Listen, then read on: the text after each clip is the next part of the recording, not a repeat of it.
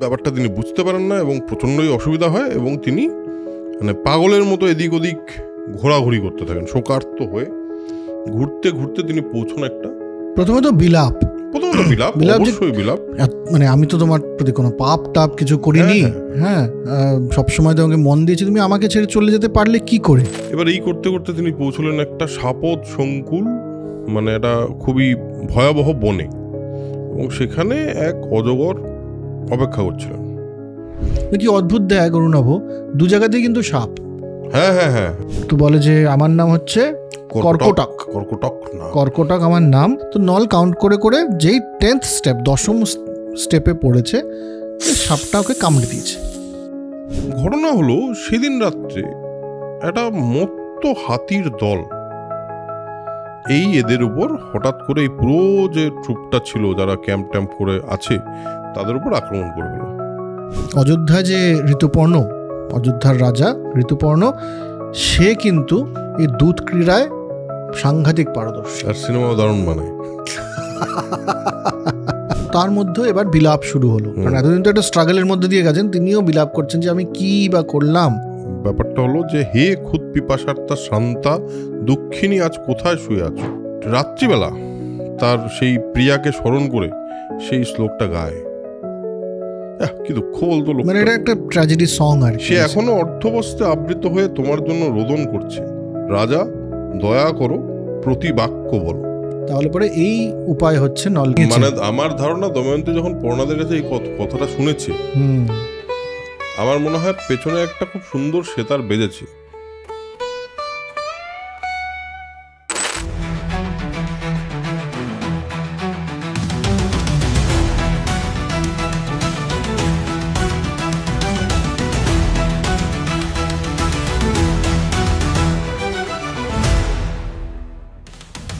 Hello man, welcome to soul connection epic. প্রথম কথা হলো কি আপনারা বলুন তো, আপনারা এত অপেক্ষা করেন নাকি এপিকের জন্য? হ্যাঁ, এই ভিডিও আপলোড করলে 2000 ভিউ, হ্যাঁ আপনাদের কোনো দায়িত্ব নেই? এই 2000 লোক যারা দেখছেন তারা শেয়ার করবেন না? এটাকে একটু শেয়ার করে বেশি লোকের কাছে পাঠাবেন না, যাতে আরও বেশি লোক দেখে।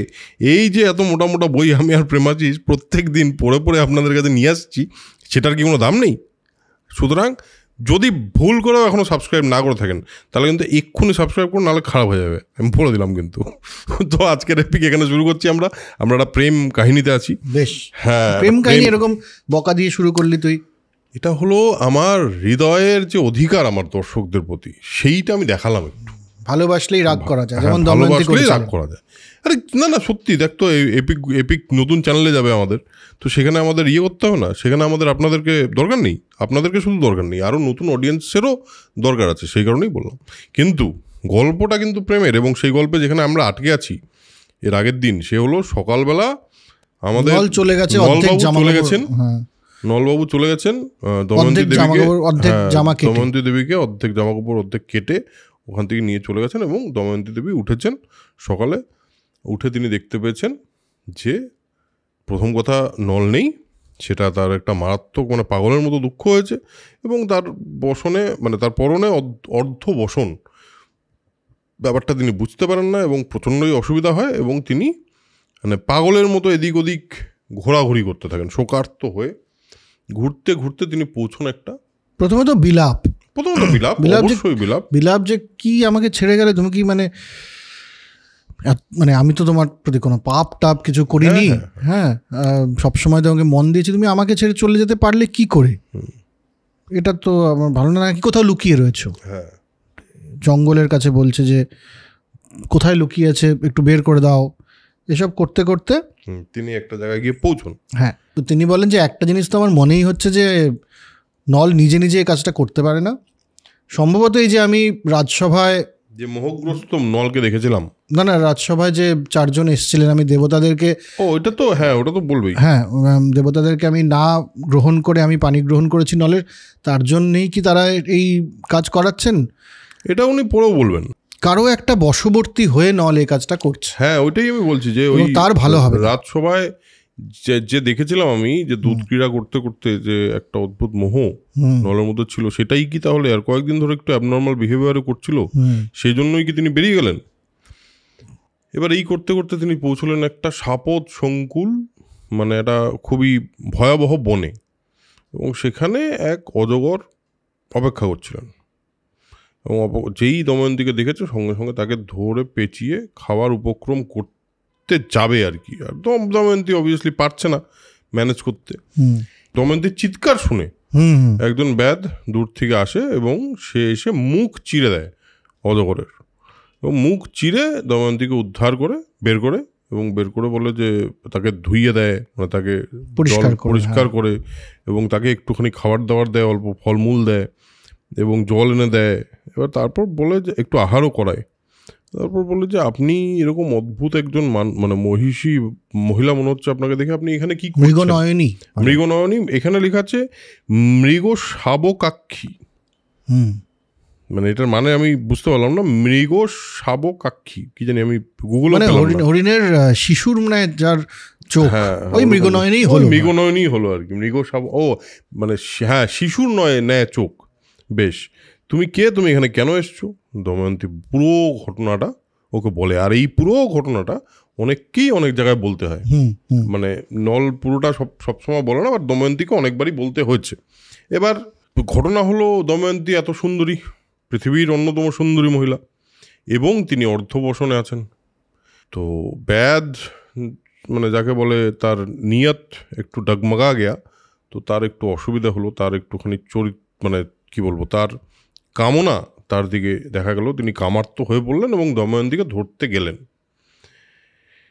যেই গেলেন দময়ন্তী বেশ মানে উদাত্ত কণ্ঠে বললেন যে আমার প্রেম, আমার ভালোবাসা বা আমার যে নিষ্ঠা আমার প্রতি সেটা যদি সমস্ত ক্ষেত্রে সঠিক হয়, সত্য হয় এবং তার মধ্যে যদি কোনো খাদ না থাকে, আর অন্য পুরুষকে যদি আমি মনে মনে কখনো চিন্তা না করে থাকি, মানে আমার যদি কোনো ফ্যান্টাসি না থেকে থাকে, তাহলে এই মুহূর্তে এই ব্যাধ পড়ে যাক।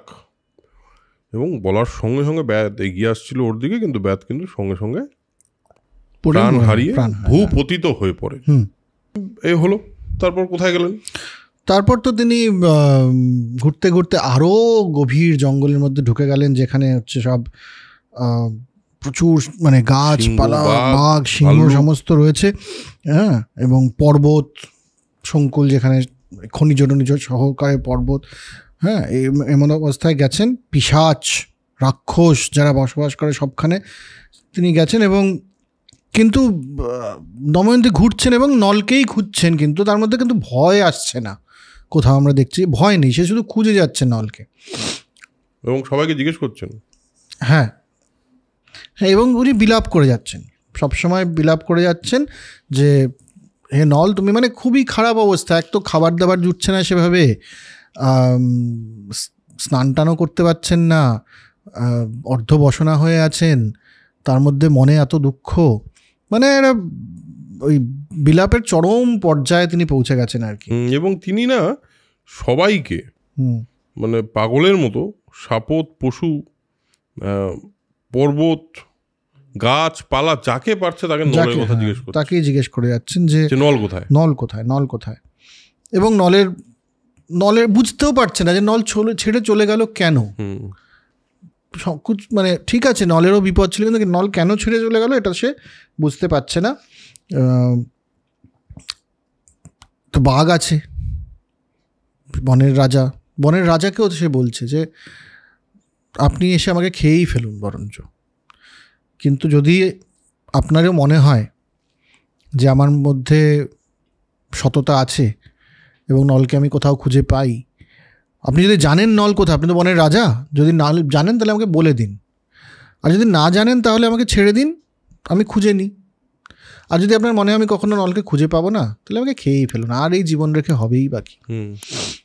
তো এই করে করে সে ঘুরছেন, এবং ওই যেটা বললি আর কি, যে জায়গায় জায়গায় যাচ্ছেন, পাহাড়কে জিজ্ঞেস করছেন, গাছকে জিজ্ঞেস করছেন, বিপদ সংকুল সমস্ত জায়গায় সবাইকে জিজ্ঞেস করছেন, পাথরকে জিজ্ঞাসা করছেন নল কোথায়,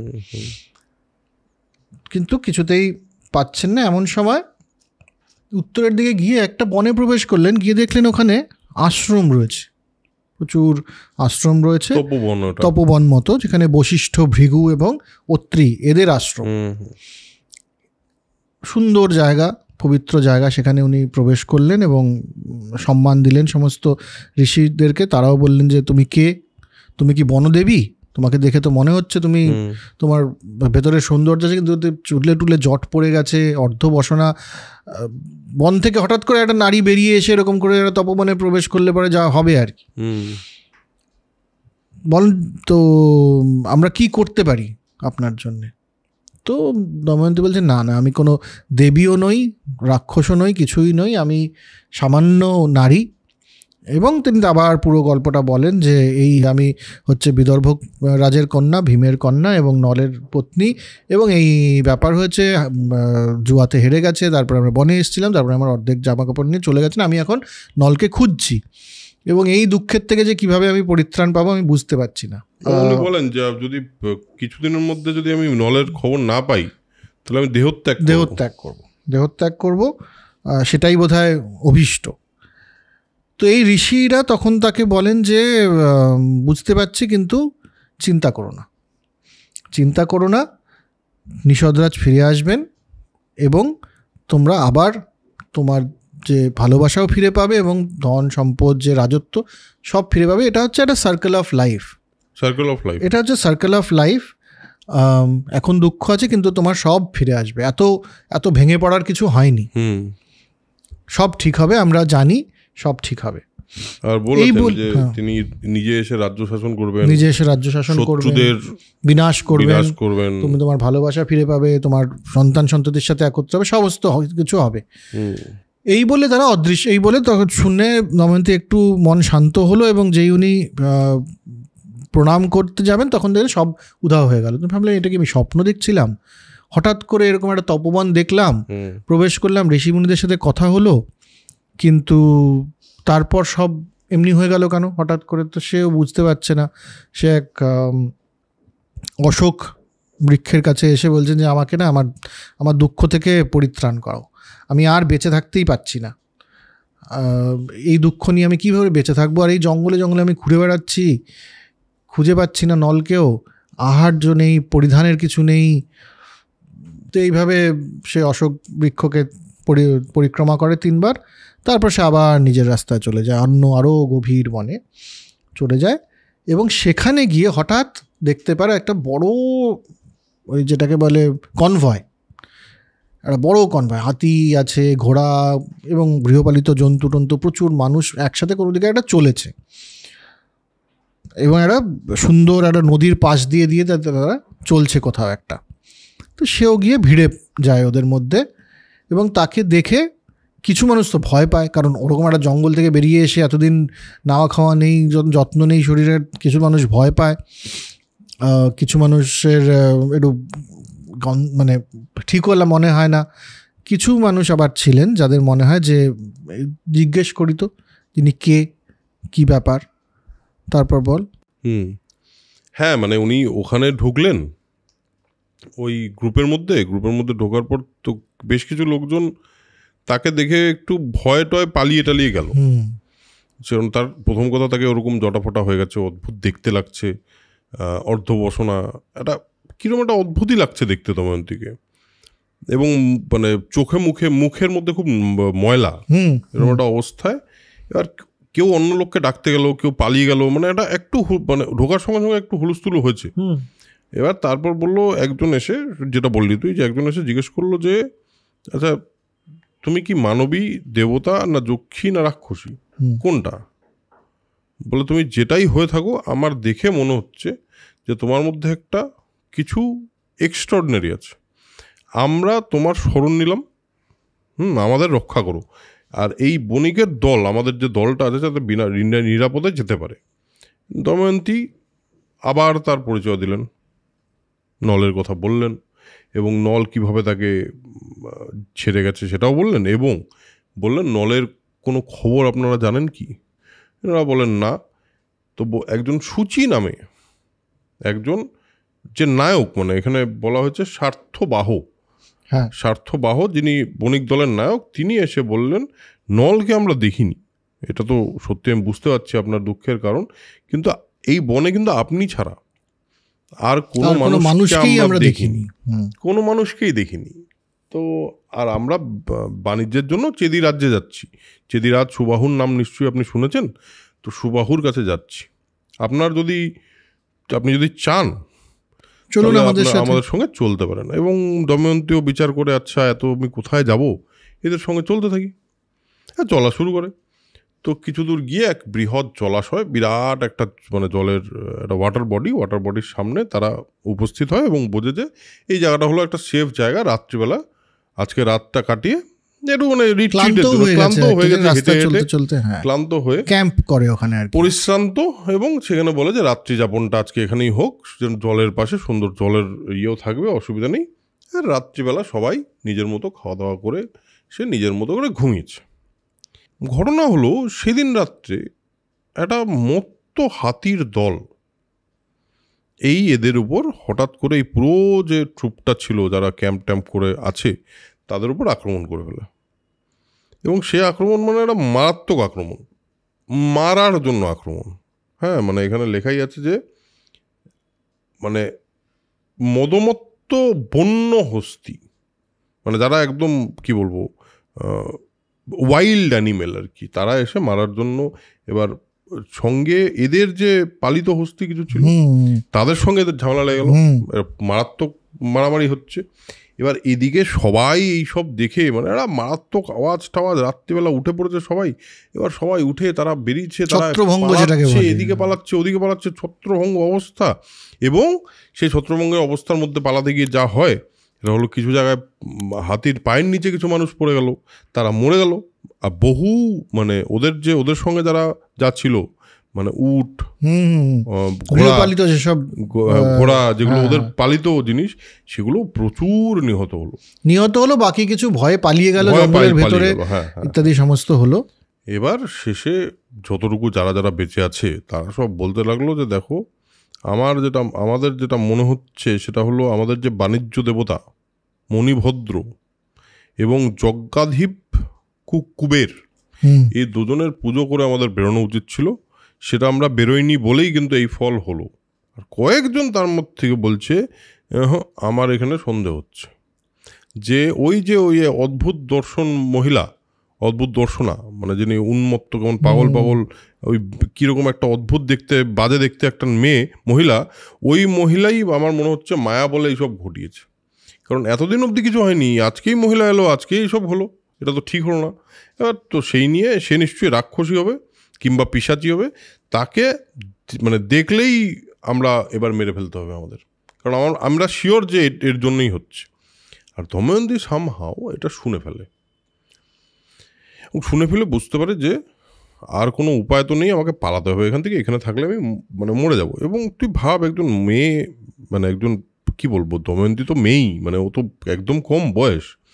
এবার সেখানে সে একা একা ওরকম অর্ধবসনে ঘুরে বেড়াচ্ছে, আর ওরকম অদ্ভুত মানে কি বলবো, নাওয়া নেই খাওয়া নেই কিছু অবস্থায় একটা সিকিউরিটি পেয়েছিল যে ঠিক আছে চেদি রাজ্যে এদের সঙ্গে পৌঁছবো, কিন্তু এখানেও বুঝতে পারলো যে কোনো উপায় নেই। এবং তখন তো উনি বললেন যে মানে আমার কাল রাতেই তো মরে গেলে পারতাম, এত মানুষ মারা গেল হাতির পায়ের তলায় পড়ে, আমার তো তাও মৃত্যু এলো না, মানে আমার কষ্ট আরো বহুদিন আমাকে সইতে হবে। হ্যাঁ, এবং এই যে হস্তির যে আক্রমণটা হলো, এই যে হাতিরা আক্রমণ করলো, এরা যেটা বলছে এটা ঠিক না তো, মানে আমারই মন্দ ভাগ্যের ফল না তো ওরা পেল।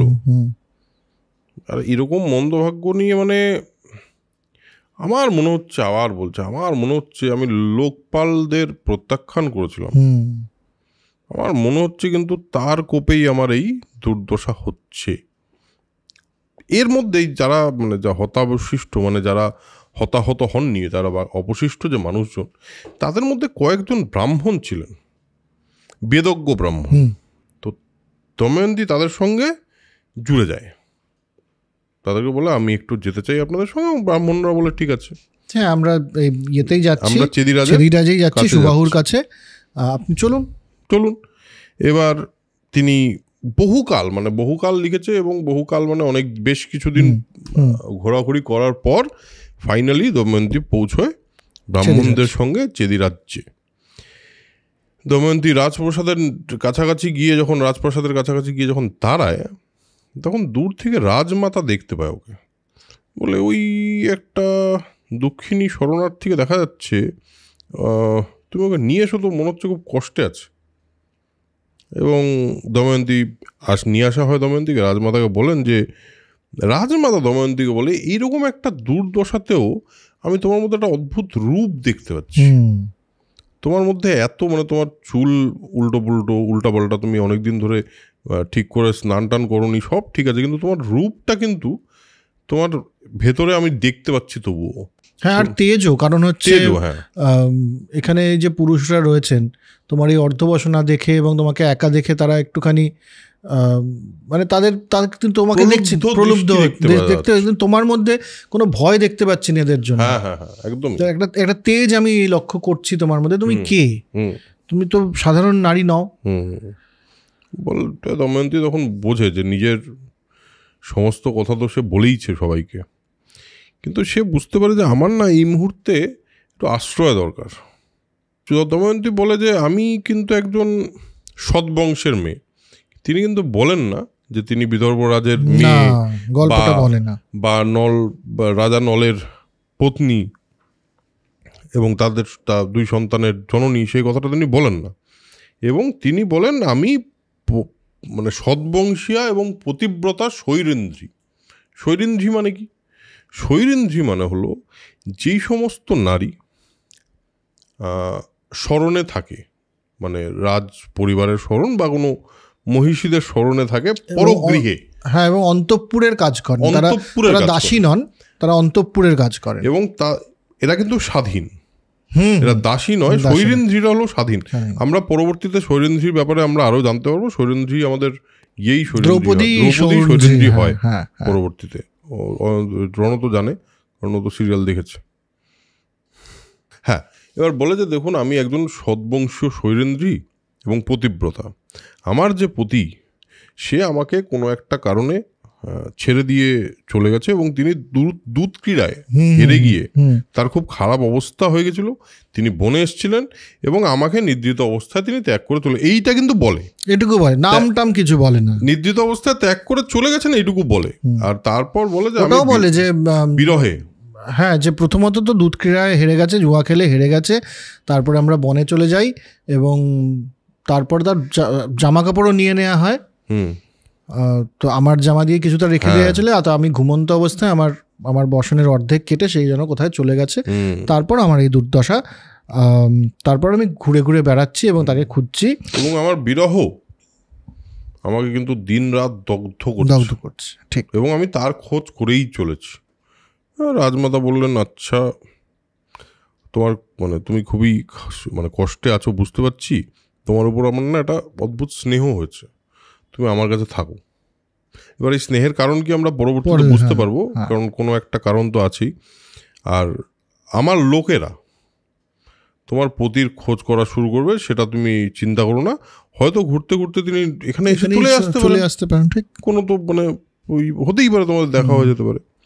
দময়ন্তী বলে, ঠিক, মানে আমি আপনার কাছে থাকবো, কিন্তু একটা জিনিস মাথায় রাখবেন, আমি কারো উচ্ছিষ্ট খাবো না, আমি কারো পা ধুইয়ে দেবো না। আর শুধুমাত্র আমার হাজবেন্ড পতির অন্বেষণের জন্য ব্রাহ্মণদের সঙ্গে দেখা করতে পারি, কিন্তু কোনো অন্য পুরুষের সঙ্গে আমি কথা বলবো না, ঠিক।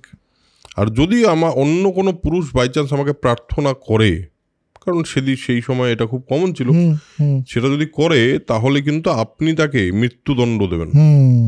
এটা আমাকে এটা সম্মত হতে হবে। রাজমাতা বললেন, ঠিক আছে, আমি সম্মত হলাম।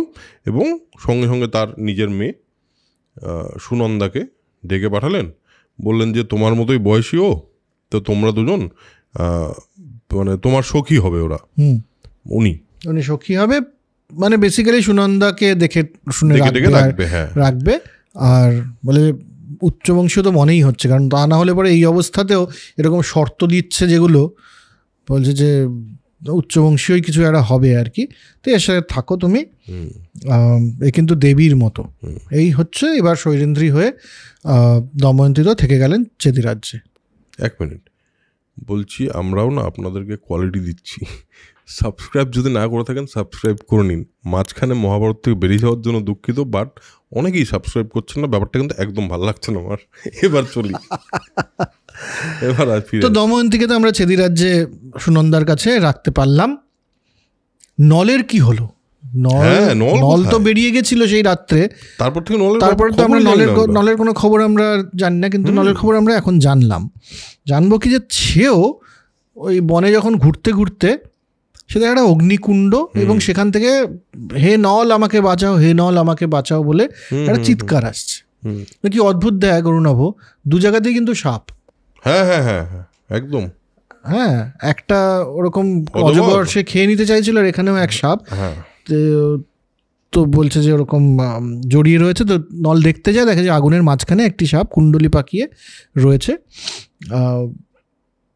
তো বলে যে আমার নাম হচ্ছে কর্কটক আমার নাম।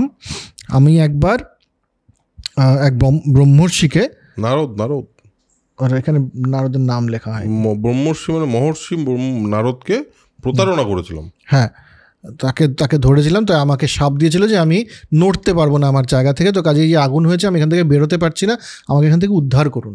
এবং তিনি বলেছিলেন নল যদি এসে তোমাকে উদ্ধার করে, তোমাকে যদি এখান থেকে বের করে নিয়ে যায়, তখনই আমি সাপমুক্ত হবো, এরকম কথা কিন্তু তিনি বলেছিলেন। তো আপনি ফাইনালি এসছেন, আমাকে বাঁচান, আর যদি আমাকে বাঁচান তাহলে আমি আপনাকে বর দেব। কি বর দেবে এটা তখনও বলেনি, সে অদ্ভুত বর। হ্যাঁ, অদ্ভুত বর। তো আমি একটা কাজ করতেই পারি, আমার শরীর তো বড়, কিন্তু আমি খুব লাইট হয়ে যেতে পারি, আমি হালকা হয়ে যাবো, আমাকে তুলতে অসুবিধা হবে না, নড়তে পারছি না। তো সে হালকা হয়ে যায় এবং নল তাকে অগ্নিকুণ্ড থেকে বেরিয়ে একটা সেফ জায়গার মধ্যে তাকে রাখে, যেখানে কোনো আগুন টাগুন নেই। এবার কর্কটক বলে যে একটা কাজ করুন, আপনি কাউন্ট করে স্টেপ কাউন্ট করে একটু এগোন, এবং তারপরে আমি আপনাকে বরটা দিচ্ছি। তো নল কি আর করবে, নল কিন্তু এসব কিছু আশা করে ওকে বাঁচায়নি মনে হচ্ছে, সেটা একটা প্রাণী বাঁচিয়েছে। তো নল কাউন্ট করে যেই 10th স্টেপ, 10ম স্টেপে পড়েছে, এ সাপটা ওকে কামড়ে দিয়েছে। কর্কটক তাকে কামড়ে দিয়েছে। কামড়ানোর পর বলছে শুনুন, আমি কামড়ালাম তার কারণ আছে, এবং কামড়ানোর সাথে সাথে নলের দেহ বিকৃত হয়ে গেছে, একদম কুরূপ হয়ে গেছে নল, একদম হ্যাঁ, শুকিয়ে ছোট হয়ে গেছে, হাতগুলো ছোট ছোট হয়ে গেছে, মানে খুবই ডিফর্মড একটা। কামড়ে দিয়েছে বিষ দিয়ে, এবং তার কুরূপ হয়ে গেছে। তখন কর্কটক বলছেন দেখুন, আমি জানি যে আপনার আপাতত আপনি বুঝতে পারছেন না ব্যাপারটা কি। ব্যাপারটা হলো এই যে আমি এই জন্যই করলাম যাতে আপনাকে এই মুহূর্তে কেউ চিনতে না পারে, কারণ চিনতে না পারাটা আপনার কাজে লাগবে। এবং আমার বিষের প্রভাবে, হ্যাঁ, বলছে আপনার ভেতরে যে আছে, যার কারণে আপনার এই এত দুর্দশা, তার বশবর্তী হয়তো আপনি সব করেছেন, আমার এই বিষ তাকে দংশন করবে। যতক্ষণ সে আপনার ভেতরে থাকবে, তাকে মানে একদম এই বিষের জ্বালা সে ভোগ করবে। আপনি আপনার এরকম চেহারা হয়ে যাবে, ঠিক আছে, কিন্তু সে বিষের জ্বালায় সে কিন্তু বিরাট কষ্টে থাকবে। আর আমি আপনাকে তার রাগ এবং হিংসা এবং এই যে আরও যে কিছু সে করতে পারতো আপনার উপরে ভেতরে থেকে, সেটা আর সে পারবে না, কারণ সে নিজেই বিষের দংশনে থাকবে এবং বিষের জ্বালায় ছটফট করতে থাকবে, তার আর অন্য কিছু করার শক্তি থাকবে না। এবং আপনার ভেতরে কি আছে সেটা ওখানে বলেছি না, যায় না, এখানে কিন্তু বলে দিচ্ছে যে এখানে বলেনি, কলি, এবং কলি আপনার ভেতরে আছে যে কষ্টে থাকে না, এই ভার্সনে বলেনি। সেটা কি বলছে, আপনার ভেতরে যে আছে সেটাই। এবং তার সাথে সে বলে যে একটা কাজ করুন আপনি, অযোধ্যায়, আবার অযোধ্যা, বর্ষণেও গিয়েছিল ওখানে, বলে অযোধ্যায় আপনি যান। অযোধ্যায় যে ঋতুপর্ণ, অযোধ্যার রাজা ঋতুপর্ণ, সে কিন্তু এই দুধ ক্রীড়ায় সাংঘাতিক পারদর্শী, আর সিনেমাও দারুণ বানায়। তো আপনি সেখানে যাবেন এবং গিয়ে বলবেন যে আপনি সুত বহুকা, আপনি তো অশ্বচালনায় পারদর্শী, এই অশ্বচালনায় পারদর্শিতাটা ঋতুপর্ণ খুঁজছেন অনেকদিন ধরে। তো আপনার এই অশ্বচালনার পারদর্শিতার বদলে দুধ ক্রীড়াটা আপনাকে শিখে আসতে হবে ওখান থেকে, পারদর্শী হয়ে যাবেন আপনি পারদর্শী হয়ে যাবেন। তারপর তো আপনি জানেনই কি করতে হবে, আপনার সমস্ত যে রাজ্যত্ব চলে গেছে সেটা সব ফিরে পাবেন আপনি, ফিরে পাবেন, পুত্র কন্যা রাজ্য সব আপনি ফিরে পাবেন। এবার বাকি থাকলো কি তাহলে, কলি আপনার ভেতরে আরেকজন আছে, তাকে আমি নিরস্ত্র করে দিলাম, তাকে দংশন, মানে সে বিষের জ্বালা বলছে, আপনাকে আমি রাস্তা বলে দিলাম কিভাবে আপনি দুধ ক্রীড়া করে সমস্ত কিছু ফিরে পাবেন। বাকি থাকলো হচ্ছে যে আপনার এই কুরূপ, যাতে আপনাকে চিনতে না পারে, কারণ আপনি ঋতুপর্ণ রাজের কাছে গেলে পরে তো এটা হবে না নলের চেহারায়। কুরূপ থেকেও আপনি ফিরে আসবেন। এই আমি কিছু বস্ত্র দিলাম আপনাকে, যখন আপনি এই বস্ত্রটা পরবেন তখন আপনি আবার আপনার পুনরায় সেই আগের রূপে আপনি ফিরে আসতে পারবেন। এবং এই বস্ত্র হলো দিব্য বস্ত্র, দুটো মানে আমার মনে উপরের নিচের শার্ট প্যান্ট মানে উত্তরীয় এবং পরনেও কিছু একটা, হ্যাঁ এর যাই কিছুটা দিয়েছেন আর কি। তো যাই হোক, তো এবার নল চলতে চলতে 10ম দিনে গিয়ে পৌঁছলেন ঋতুপর্ণর কাছে, মানে অযোধ্যায় গিয়ে ঋতুপর্ণ রাজের কাছে গিয়ে বললেন যে আমি হচ্ছে সুত বাহুক আমার, এবং আমি অশ্বচালনায় খুব পারদর্শী, রান্নাও খুব ভালো করি। মানে ওই যে বর দিয়েছিলেন, বরুণ নয়, কে দিয়েছিলেন বর? বরুণই দিয়েছিলেন শেষে, না জলে, বরুণ জল দিয়েছিলেন এবং রান্না দিয়েছিলেন। হ্যাঁ, তো বলেছিলেন যে আমি রান্নাও আমি খুব ভালো পারি, আমার থেকে ভালো কেউ পারে না। এই যে নল দময়ন্তীর মানে রান্নারই এটা, সেটা কিন্তু এইখান থেকে মানে দেখতে পাচ্ছি আমরা, এটার আরেকটাও পরে রেফারেন্স পাবো আমরা, নলের কত ভালো রান্না করতেন এবং কি রান্না ভালো করতেন। আর আমার মতন ক্রাফটম্যানশিপ খুব কম লোক জানে, শিল্পী মানুষ আমি। হ্যাঁ, এবং দুরূহ কার্য যেগুলো করতে খুব অসুবিধা হবে আপনার, ওগুলো আমি এমনি করে দেবো, কোনো চিন্তা করতে হবে না। ঋতুপর্ণ রাজও ভালো লোক, তিনি আর তার কিছু একটা মনে হয়েছে, তার কিছু একটা তো মনে হয়েছে, না হলে উনি যা করলেন তারপরে সেটা করতেন না, কিছু একটা মনে হয়েছে। তো সে বলছে যে দেখো, প্রথমত অশ্বচালনায় পারদর্শিতার ব্যাপারটা, যে আমার তো এই স্পিড এবং পেস এই নিয়ে একটা আমার রীতিমতো একটা ফ্যাসিনেশন আছে। হ্যাঁ, যে একটা ভালো গাড়ি আমার দরকার, তো তুমি যদি সেরকম মানুষ হও তাহলে পরে তুমি একটা ফাস্ট অ্যান্ড ফিউরিয়াস তোমার সঙ্গে আমার হতে পারে। তো আমি তোমাকে আমার আস্তাবলের চিফ করে দিলাম, একদম অশ্বাধ্যক্ষ করে দিলাম। সেখানে বার্ষ্ণেয় এবং জীবল দুজন রয়েছে। বার্ষ্ণেয় ওই আগেরই নলেরই যে রথী ছিল আর কি, সারথী ছিল। তো তাদের সাথে তুমি থাকো এবং ওখানে গিয়ে তুমি, এবং বলেছে, আমি কেন বললাম যে ওকে দেখে কিছু একটা মনে হয়েছে, 10,000 মুদ্রা দেবে বলেছে ওকে, মানে বেতন হিসেবে।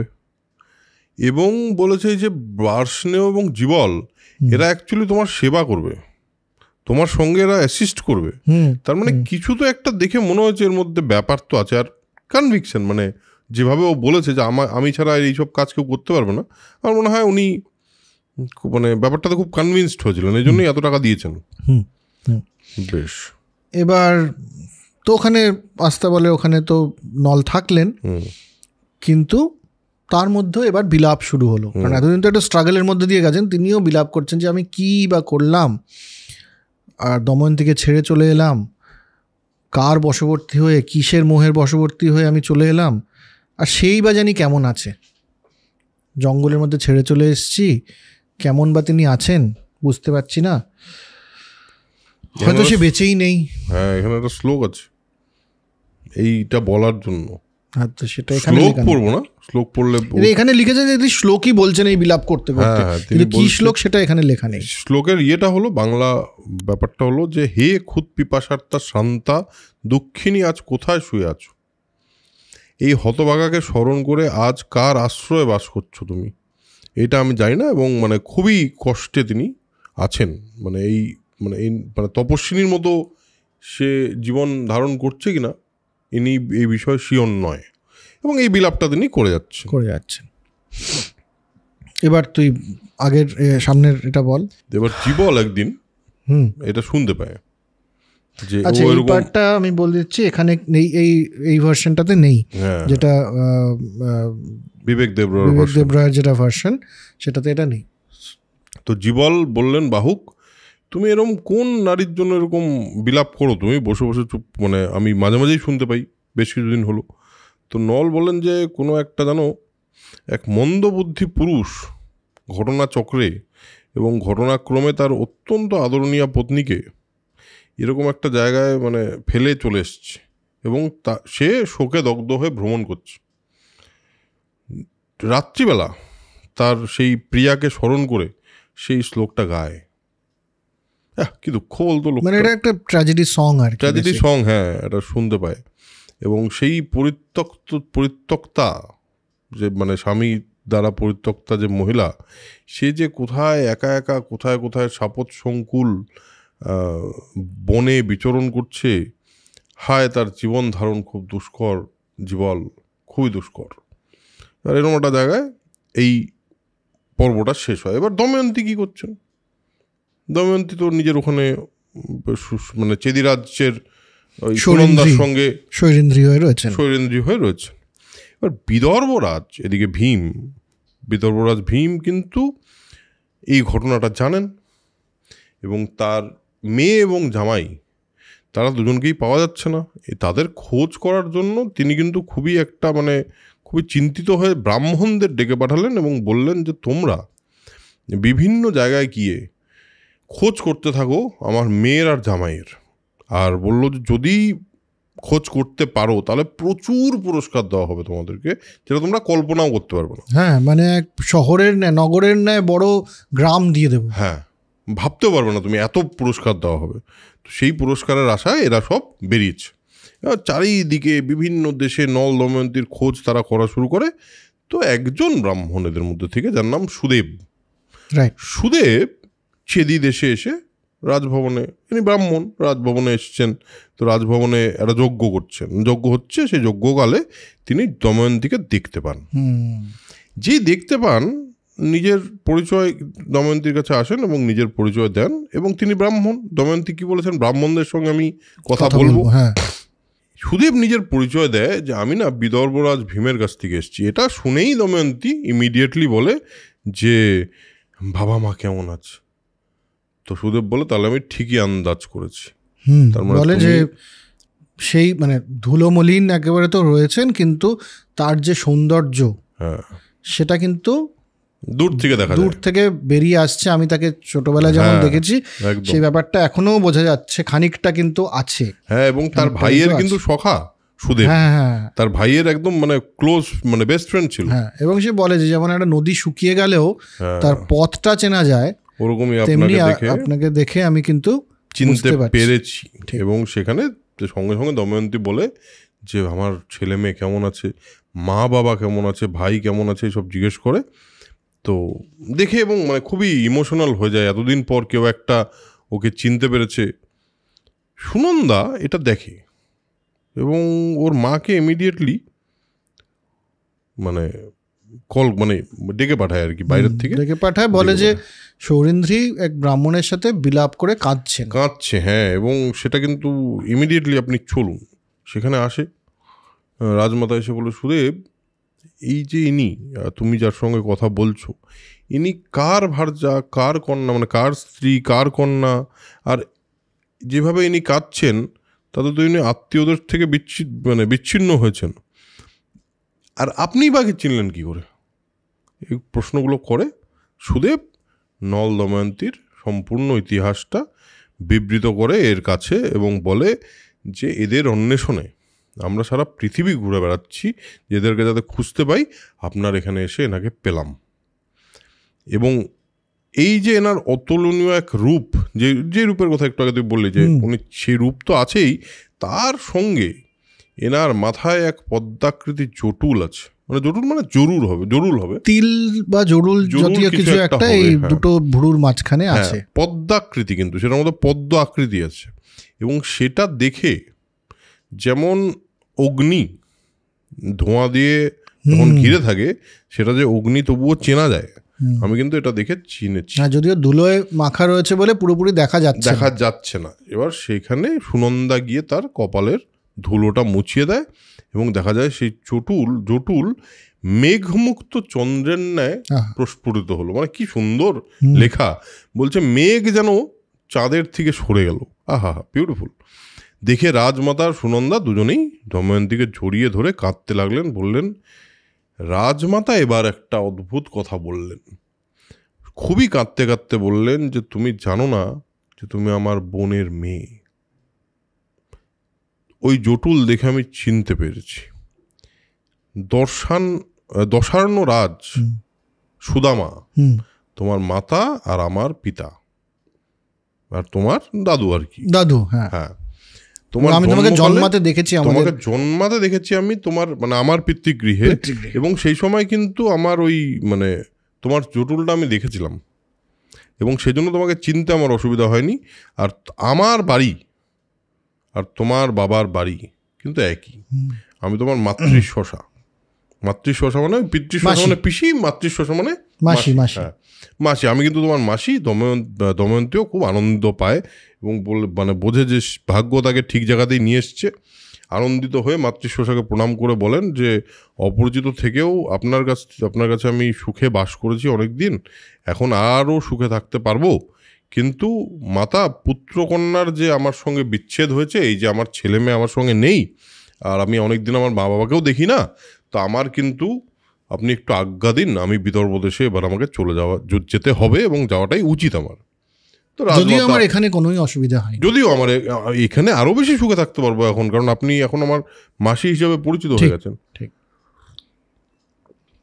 কিন্তু আমি এখন বিদর্ভ দেশে যাওয়াটা মানে ঠিক মনে করছি, সঠিক মনে করছি। ছেলে মেয়ে ওখানে আছে এবং ফাইনালি চেদিরাজ এবং রাজমাতার অনুমতি নিয়ে বিশাল সৈন্যদল, সুবাহু এবং রাজা সুবাহুর অনুমতি নিয়ে তিনি বেরোলেন এক বিশাল সৈন্যদল নিয়ে। হ্যাঁ, শুধু এটুকু বলছে যে এটুকু যদি করেন যে আমাকে পৌঁছে দেওয়ার জন্য একটা রথ, হ্যাঁ, আর একটু খাবার দাবার রাস্তার জন্য একটু দিলে পরেই হয়ে যায়। একদম। কিন্তু এখানে বলেছে মানুষ্যবাহিত যানে বিদর্ভ রাজ্যে গেলেন, মানে ঘোড়াবাহিত নয় কিন্তু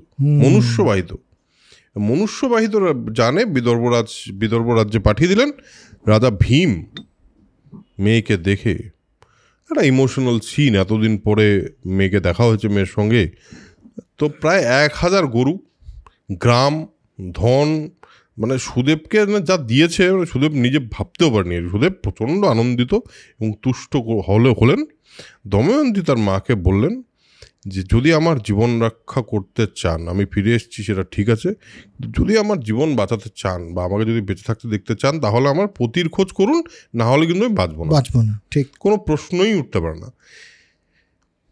রাজার আজ্ঞায় আবার ব্রাহ্মণরা, একটা মিশন কমপ্লিট, সেকেন্ড মিশন, আবার সব ব্রাহ্মণরা চলে গেলেন। কিন্তু এখানে একটা গল্প আছে, তার আগে গল্প আছে। ভীমরাজকে তো মানে দময়ন্তীর মা গিয়ে বলেন এরকম ব্যাপার যে মেয়েকে কিন্তু বাঁচানো যাবে না, যদি না ওর পতিকে খোঁজ করা যায়। তো ভীমও বলছেন এবার ব্রাহ্মণদের পাঠাবো।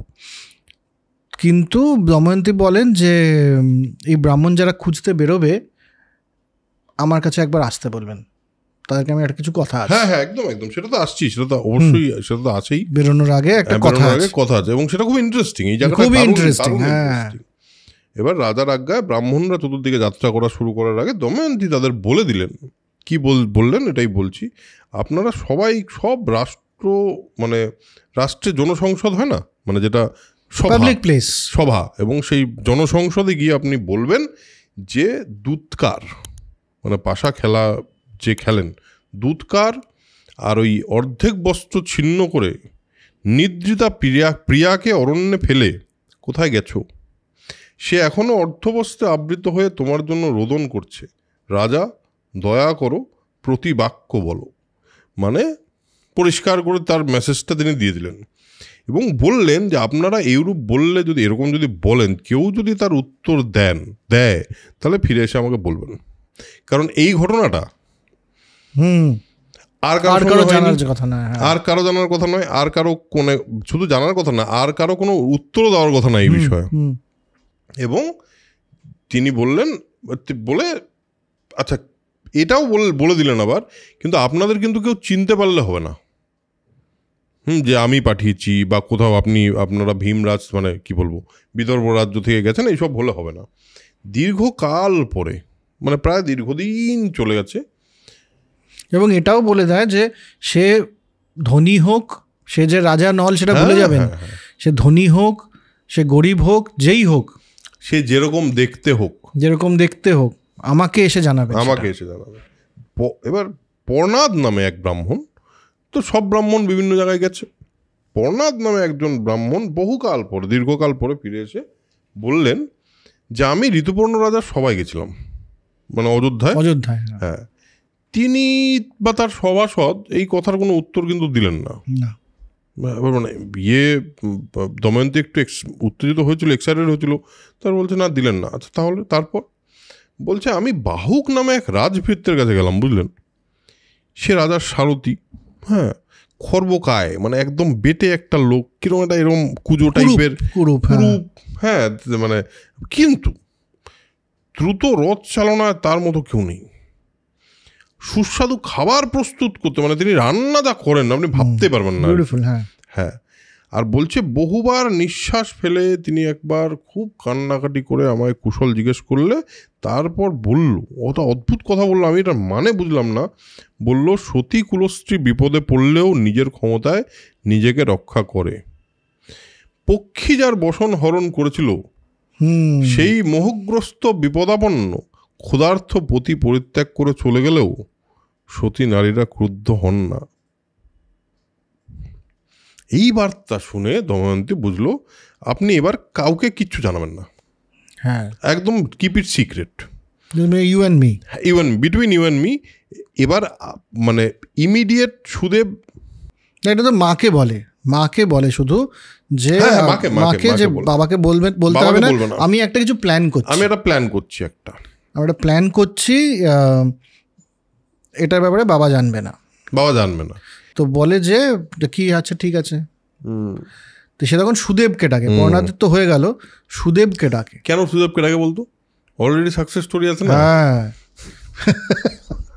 সুদেবকে ডেকে অলরেডি কেস ও করেছে সলভ। সুদেবকে ডেকে বলে যে সুদেব তুমি অযোধ্যা যাবে, অযোধ্যা গিয়ে তুমি ঋতুপর্ণ রাজকে বলবে যে দময়ন্তী, বিদর্ভের রাজকন্যা দময়ন্তী, তার আবার স্বয়ম্বর হচ্ছে, সে আবার দ্বিতীয়বার সে বিবাহ করবে, তার আবার স্বয়ম্বর হচ্ছে, কিন্তু আগামীকাল সূর্যাস্তের আগে এখানে এসে পৌঁছতে হবে যদি স্বয়ম্বর সভায় কেউ অংশ নিতে চায়। তো কারণ এটা আবার কারণ আছে, নল নাকি জীবিত আছে কিনা সেটা জানা যাচ্ছে না। হ্যাঁ, এই কারণে নল জীবিত আছে কিনা জানা যাচ্ছে না, এই জন্য আবার স্বয়ম্বর করছে। এবার ব্যাপারটা ওদের মধ্যে বুঝেছে, দেখো অযোধ্যা থেকে বিদর্ভে আসতে গেলে পরে এক রাতের মধ্যে এর জন্য যেই ধরনের ঘোড়া বা রথ চালনা করা দরকার সেটা তো নল ছাড়া আর কেউ পারবে না। ওই যে রথী যার কথা বললো এসে, সে যদি নল হয় তাহলে পরে এই উপায় হচ্ছে নলকে এখানে হয়, মানে দময়ন্তী, আমার মনে হয় দময়ন্তী তখন শিওর হয়েছে, কিন্তু আসার পরেও তো অনেকবার টেস্ট নিয়েছে। মানে আমার ধারণা দময়ন্তী যখন পর্ণাদের কাছে এই কথাটা শুনেছে, আমার মনে হয় পেছনে একটা খুব সুন্দর সেতার বেজেছে। কিরকম ব্যাপারটা? মানে ও শুনে কিন্তু দৌড়ে চলে গিয়ে চোখের জলটা মুছে এসে বাকি কথাটা বলেছে। ওইটুকু সময়ের মধ্যে কিন্তু সেতারটা বেজেছে না? হ্যাঁ, হয় না একটা সেতার বাজে না, খুব সুন্দর একটা ম্যাজিক্যাল সেতার, ওটা সেতার বেজেছে। তো সেসব হয়েছে, মানে এটাই বলছি যে ও কিন্তু জানে যে নল আসবে, কারণ ও না হলে এরকম একটা কথাবার্তা সে বলে। এবং ঋতুপর্ণর সারথি যেহেতু, তো সারথি, ওর ঋতুপর্ণকে যদি আসতে হয় তাহলে সারথিকে নিয়ে আসতে হবে, এবং এত তাড়াতাড়ি ঘোড়া চালানোর লোক আছে, আর কেউ নেই। হেভি প্ল্যান, দারুণ প্ল্যান। তো এইবার আমরা কি ব্রেক এখানেই এই ব্যাপারটা ক্লিফ হ্যাঙ্গারে রাখতে হবে না? আচ্ছা, হ্যাঁ, ওয়েট করেন নাকি আপনারা? আরো একটু ওয়েট করুন। হ্যাঁ, এবার এখন ব্যাপারটা হলো, এবার কি নল এসে পৌঁছতে পারবে? এবার কি নল এত অযোধ্যা থেকে বিদর্ভ অনেকটা দূর, মানে সেই অনুযায়ী অনেকটা দূর, এক রাতের মধ্যে পৌঁছানো যায় না, এরকমই কথা বলা হচ্ছে। প্রথমত তো সেটা আছে, সেটা না আমরা নল পারে ধরে নিলাম, কিন্তু নলের মনেও তো প্রশ্ন জাগবে যে আরে দময়ন্তী আবার স্বয়ম্বর হচ্ছে, আবার স্বয়ম্বর হচ্ছে, তাহলে কি আমাকে সত্যি, আমি যে ওকে ফেলে চলে এসেছিলাম, তাহলে কি সে কি সত্যি অন্য কোনো পুরুষকে বরণ করে নিতে চলেছে? আর দ্বিতীয় কথা যে নলের যে পুনরায় ফিরে আসবে যুবক খেলার মানে পাশা খেলার সেই যে টেকনিক শেখার কথা ঋতুপর্ণর থেকে, সেটা তো এখনো শেখা হয়নি। তাহলে কি করে হবে ব্যাপারটা? চিন্তিত, সব দিকে একটা চিন্তার পরিবেশ রেখে আমরা আজকের এপিসোড শেষ করছি। তো দেখা হচ্ছে পরের এপিসোডে। আর যদি সত্যি আপনারা অপেক্ষা করেন এপিকের জন্য, যেটা আপনাদের মাঝে মাঝেই কমেন্ট করে জানান এবং মেসেজ করে জানান, তাহলে আপনাদের একটা দায়িত্ব আছে, সেটা হলো এই এপিকটাকে আরও বেশি মানুষের কাছে পৌঁছে দিতে, মিনিমাম যাতে একটা দর্শক সংখ্যার কাছে এটা পৌঁছায়, সেটার দায়িত্ব আপনাদের নিতে হবে। হোয়াটসঅ্যাপ আছে, ওই চ্যানেলে, হ্যাঁ হোয়াটসঅ্যাপ আছে, ফেসবুক আছে, বিভিন্ন জিনিস আছে শেয়ার করার, সে ইনস্টাগ্রাম আছে, তো শেয়ার করে দিন। শেয়ার না করলে হবে না। আর সাবস্ক্রাইব দিন, আজকে তো বলেই দিয়েছি, সাবস্ক্রাইব না করলে খারাপ হয়ে যাবে। সো আজকের এপিসোড এখানেই শেষ করছি, দেখা হবে পরের এপিসোডে। ততক্ষণের জন্য spread knowledge, spread positivity, because knowledge is power and positivity is everything. Tata.